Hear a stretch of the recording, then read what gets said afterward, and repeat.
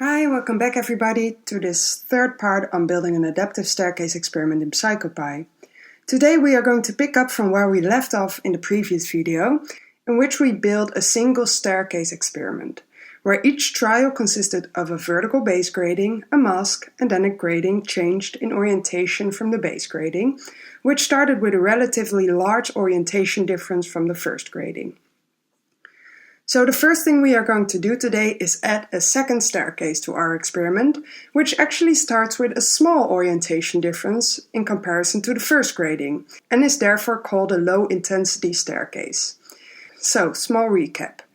We are in our builder view, where we have our welcome screen with the welcome text, our trials, which now consist of a base grating with orientation 0, so vertical, a mask, and a changed orientation grating, which orientation is determined by origrad, which is a variable we made ourselves in a block of code where Psychopy decides whether the grating turned clockwise or counterclockwise, and the intensity of the turning was decided by the variable level, which is actually a variable that Psychopy creates through the parameters of our staircase in our Excel file.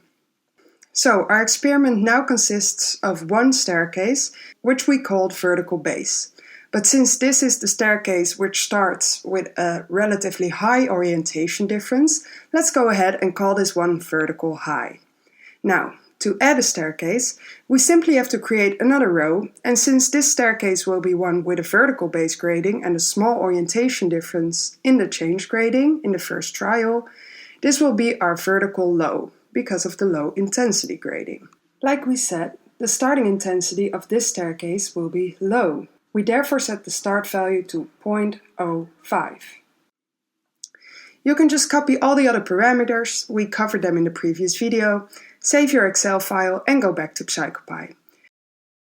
Now when you click on your loop, you have to again select your conditions file for this staircase, and once you click OK, you will see that Psychopy correctly detects your two staircases.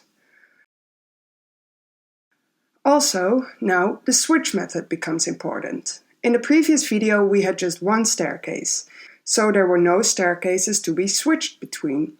But now we will be working with two staircases, and we can let Psychopy choose each trial which one of the staircases is going to be presented. We'll go for random. You could also, for example, go for sequential, which means that one entire staircase, which is in this case 40 trials, will be finished before moving on to the next one. Press OK, and believe it or not, this was everything we needed to do to make our two staircases work. So let's press run and see if it works. So again, you might have to wait a few seconds, but then enter a participant number. Since we're testing here, it doesn't really matter which number, so I'll go for 4 and press OK. So there's our welcome screen, and it looks like we started with a high intensity staircase. Now that looked like a low intensity staircase, and you might have also noticed that it is harder to tell which way the grating turned, which was exactly the point. I'll press the right arrow here, and as the trials continue, you will see that at a certain point you won't be able to tell the difference between the two staircases anymore, since the orientation changes, so the intensity, will get closer and closer as the trials go on. Okay, I won't finish the entire experiment here, so press escape, and then we will start adding staircases with different starting orientations. So just to show you, we will add a total of 4 staircases. One with an oblique base grating and a high starting intensity. The second will also be one with an oblique base grating, but a low starting intensity. The third will be with a horizontal base grating and a high starting intensity, and the fourth with a horizontal base grating and a low starting intensity. So let's go back to our Excel file and start with adding the labels, which will be oblique high, oblique low, horizontal high, and horizontal low. And then for our other parameters, we are actually just going to copy those from our vertical grating, and we will make sure later on that the variable level, which Psychopy creates through these parameters, will work in the right way in a minute. Okay, and then save this file. Okay, now as you might remember, we set the orientation of our base grating in our previous video to 0, since we were working with a vertical base grating.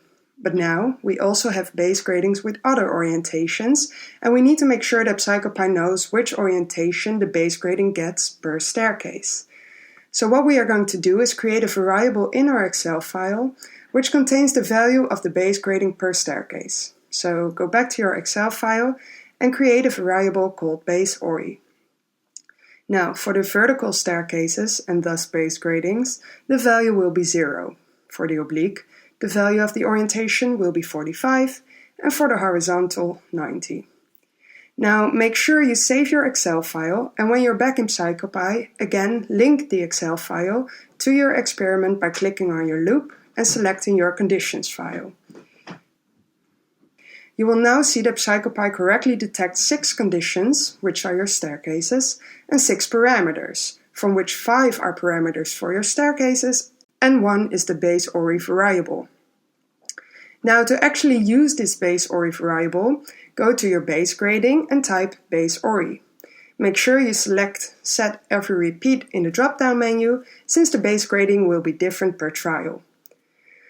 So at this point you might wonder, hey, but the parameters for the staircase were the same for each staircase. Shouldn't we be worried about like the 45 and the 90 degrees? And actually we do. So remember, we had a block of code which decides which way the second grading turns, and in the same block of code we are going to make sure that we incorporate the orientation values of the base grading. So go to your block of code, which says set clockwise or counterclockwise, and instead of just having level decide the value of ori grad, which decides the orientation for a change grading, add base ori to level. This way, the base orientation is the starting point from where the change grading will turn, and the base value is actually depending on which staircase the trial belongs to. The same goes for the else statement, so add base ori in front of the subtraction sign.